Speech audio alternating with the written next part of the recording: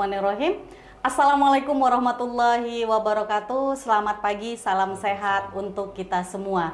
Jumpa lagi bersama saya Fitri Andriani dalam podcast Bisa Pemilu, bicara seputar pemilu KPU Kabupaten Kampar.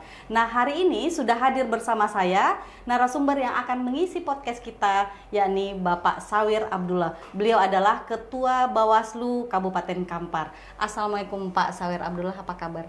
Waalaikumsalam Bu Fitri, alhamdulillah sehat. Bu Fitri sehat? Sehat, alhamdulillah. Terima kasih Pak sudah berkenan hadir dan bergabung dalam podcast Bisa Pemilu. Ya, terima kasih juga atas undangannya untuk bisa sharing informasi kepada masyarakat bersama podcast Bisa Pemilu. Oke, nah pemirsa, Bapak Sawir Abdullah ini sudah malang melintang di dunia penyelenggaraan pemilu. Nah, beliau sudah bergabung sejak tahun 2013 sebagai Panwaslu Kabupaten Kampar ya Pak ya. Nah, hari ini kita akan menjemput pandangan-pandangan beliau dalam diskusi yang mengangkat tema tentang pengawasan partisipatif dalam penyelenggaraan pemilu dan pilkada. Nah, salah satu indikator keberhasilan proses penyelenggaraan pemilu, kita tahu tidak hanya tingginya tingkat partisipasi masyarakat yang datang ke TPS, Pak, tapi juga bagaimana masyarakat secara proaktif turut mengawasi jalannya proses penyelenggaraan pilkada ataupun pemilu itu sendiri. Nah, sebenarnya apa sih yang dimaksud dengan pengawasan partisipatif itu, Pak? Kemudian langkah-langkah apa saja yang telah dilakukan oleh Bawaslu Kabupaten Kampar dalam mendorong hal itu? Ya. Baik, terima kasih atas pertanyaannya Bu Fitri. Pengawasan ini dibagi dua, Bu. Ada pengawasan namanya pengawasan langsung yang dilaksanakan oleh Bawaslu, dan ini tentu harus secara prosedur dan resmi, seperti perekrutannya juga seperti perekrutan PPK lah, dia juga hadir, ada pengumuman dari Bawaslu perekrutan anggota Panwascam misalnya, anggota Bawaslu Kabupaten atau Bawaslu Provinsi dan RI, begitu juga sampai di tingkat desa dan TPS, dan ini adalah pengawasan langsung oleh Bawaslu. Dan ada juga pengawasan partisipatif namanya. Pengawasan partisipatif ini melibatkan elemen masyarakat. Elemen masyarakat baik kaum muda, kaum tua, disabilitas, serta semua orang yang punya hak pilih. Bahkan peserta pemilihan itu juga ikut terlibat melakukan pengawasan. Dan pengawasan ini yang sudah dilakukan oleh Bawaslu untuk partisipatif ini, kita melakukan sosialisasi. Sosialisasi sesuai dengan tugas pokok dari Bawaslu itu bukan hanya melakukan pengawasan, pencegahan, melakukan penindakan kalau ada pelanggaran pidana, dan juga menyelesaikan sengketa antar peserta pemilu, juga ada sosialisasi. Tugasnya sosialisasi memberikan informasi yang luas dan informasi yang jernih dan setara kepada seluruh elemen masyarakat. Dan berharap dari informasi ini yang sudah kita sosialisasikan, masyarakat juga ikut terlibat melakukan pengawasan. Baik pengawasan ini melakukan pencegahan, baik mereka melakukan pengawasan sebagai pelapor, memberikan informasi awal kepada kita. Inilah yang kita harapkan di tengah-tengah masyarakat, sehingga pelaksanaan pemilihan atau pilkada itu bisa bersinergi dengan masyarakat dan sesuai dengan harapan yang diinginkan oleh masyarakat. Oke, baik Pak. Nah, kemudian prosedurnya seperti apa Pak jika ada warga masyarakat yang ingin turut serta dalam pengawasan partisipatif ini gitu? Kalau secara prosedur ini pengawasan partisipatif ini lebih kepada Bawaslu yang proaktif untuk memberikan sosialisasi ke masyarakat, sehingga meminta diri pribadi masyarakat ini juga terlibat melakukan pengawasan, baik tahapan yang dilaksanakan oleh teman-teman KPU, baik tahapan pencalonan, tahapan kampanye, baik tahapan distribusi logistik misalnya, tahapan perbaikan data, baik mereka yang belum terdaftar, mereka juga harus melaporkan diri bahwa mereka juga ingin terdaftar di DPT bisa atau tetangga-tetangga mereka gitu kan, juga harus melaporkan diri, melaporkan keluarga-keluarga mereka yang belum terdaftar juga menjadi masuk dalam daftar pemilih tetap nanti misalnya di dalam pelaksanaan pemilihan atau pilkada. Kalau yang prosedural itu seperti program Bawaslu seperti pendidikan pengawasan partisipatif. Ini kita rekrut, kita menyurati seluruh organisasi dan elemen masyarakat untuk diutus disekolahkan. Dan program ini sedang dilaksanakan oleh Bawaslu RI dan dilaksanakan di masing-masing provinsi. Dan kita dari Kampar juga melaksanakan ini dan dikonsentrasikan di Pekanbaru, dilaksanakan oleh Bawaslu Provinsi. Diutus dari elemen masyarakat, dari kaum disabilitas, kaum perempuannya, organisasi, gitu ya? dan komunitas yang ada di tengah masyarakat, baik komunitas seni maupun komunitas-komunitas lainnya. Ini disekolahkan beberapa hari dan diberikan pencerahan bagaimana prosedur menjadi pengawas dan siapa menjadi pengawas dan bagaimana prosedur menjadi pelapor. Ini juga dijelaskan di sana nantinya. Dan kita berharap juga nanti ketika ada perekrutan pengawas yang resmi menjadi pengawas yang dari lembaga Bawaslu itu, mereka juga ikut mendaftar karena mereka juga dibekali dari kita selain ilmu juga ada sertifikatnya juga. Sertifikat mereka juga pernah ikut dalam pelatihan pengawasan partisipatif ini. Ya. Oke. Baik, berarti seluruh warga bisa ikut berperan ambil bagian dalam pengawasan partisipatif tadi. Ya Pak Ketua ya. Kemudian kadang ada masyarakat yang berpikir begini, Pak. Mereka khawatir ketika mereka menemukan adanya pelanggaran di lapangan, contoh ada pelanggaran, tapi ketika mereka mau melapor, mereka ada kekhawatiran akan ikut-ikut terseret dalam katakanlah dalam hukum gitu. Nah, apa jaminannya bahwa mereka tidak usah khawatir lah untuk melapor jika ada yang ditemukan hal-hal yang di luar prosedur gitu. Ini kan fenomena begini ini kan sudah hampir dari dulu kita lihat, karena masyarakat kenapa tidak mau melaporkan padahal di situ banyak kejadian, mereka takut terlibat. Ini tidak perlu dikhawatirkan. Masyarakat bisa saja menjadi pelapor aktif, pilihannya ada dua. Masyarakat bisa jadi pelapor aktif, mereka langsung menyampaikan laporan itu kepada pengawas kami, baik setiap tingkatan mereka, bawa KTP, bawa alat bukti dan informasinya apa, gitu. Dan mereka menjadi pelapor resmi.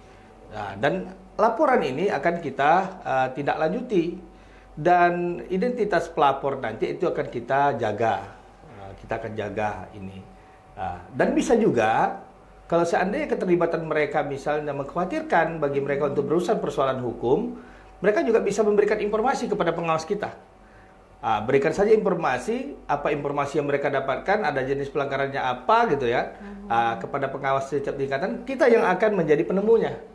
Maka penemunya inilah yang akan ditindaklanjuti oleh pengawas di atas tingkatannya mereka lagi. Seperti pelapornya ini adalah pengawas desa, ya mereka menjadi penemu nanti diselesaikan oleh pengawas CAM kita. Oke, artinya masyarakat tidak perlu khawatir ya Pak? Tidak perlu khawatir untuk turut serta dalam pengawasan partisipatif ini karena tentu saja kita sangat mengharapkan pengawasan partisipatif ini karena ini merupakan gerakan kolektif dari masyarakat untuk menjaga agar kualitas penyelenggaraan pemilu bisa terjaga ya Pak ya. Kemudian dalam kegiatan atau contoh kegiatan masyarakat di mana masyarakat bisa melakukan pengawasan itu contoh-contohnya di mana saja? Contoh pada tahapan mana saja gitu Pak? Kalau contoh dari tugas masyarakat ini melakukan pengawasan partisipatif itu semua segmen, semua tahapan. Baik tahapan perekrutan panwascap juga perekrutan pengawas, masyarakat juga harus terlibat. Gitu. Tidak hanya dalam pelaksanaan event pilkada atau pemilihan, misalnya seperti di TPS, pengawasan di TPS atau pengawasan di kampanye misalnya. Bahkan pengawasan dana kampanye juga mereka harus terlibat, ya mereka tahu ya ikut terlibat gitu loh, lakukan pengawasan ini. Bahkan perekrutan penyelenggara juga, mereka juga kita harapkan juga melakukan pengawasan ini. Apakah pengawas yang kita rekrut ini memenuhi persyaratan undang-undang atau tidak? Ini ada ada apa namanya segmen laporannya di sana. Nanti akan kita tidak lanjuti, misalnya Bawaslu Kabupaten Kampar melakukan perekrutan untuk Panwascam, ada beberapa orang yang mendaftar yang diindikasikan masalah persyaratannya tidak memenuhi, misalnya anggota partai politik, misalnya, atau mereka sudah pernah dipidana, misalnya ada syarat-syarat undang-undang yang mereka langgar, ya masyarakat tahu, ya laporkan. Nanti kita akan tindak lanjuti sehingga mulai dari hulu ke hilirnya itu sudah kita perbaiki itu bersama-sama masyarakat. Inilah tugas kita melakukan pengawasan partisipatif ini. Artinya pengawasan partisipatif ini sangat luas sekali ruang lingkupnya ya Pak ya. Oke, baik. Nah, kemudian siapa saja pihak-pihak yang kita dorong untuk terlibat dalam pengawasan partisipatif ini? Apakah ada segmen khusus barangkali seperti anak muda, perempuan, atau disabilitas, atau seluruh masyarakat bisa gitu? Ya, kita tahu di tengah-tengah masyarakat ini banyak kelompok ya, banyak kelompok, banyak segmen. Ada segmen anak muda, ada anak muda berbasis intelektual, ada kaum perempuan, ada kaum disabilitas. Ini semuanya menjadi program kita. Tidak hanya kita menyentuh segmen-segmen tertentu gitu loh.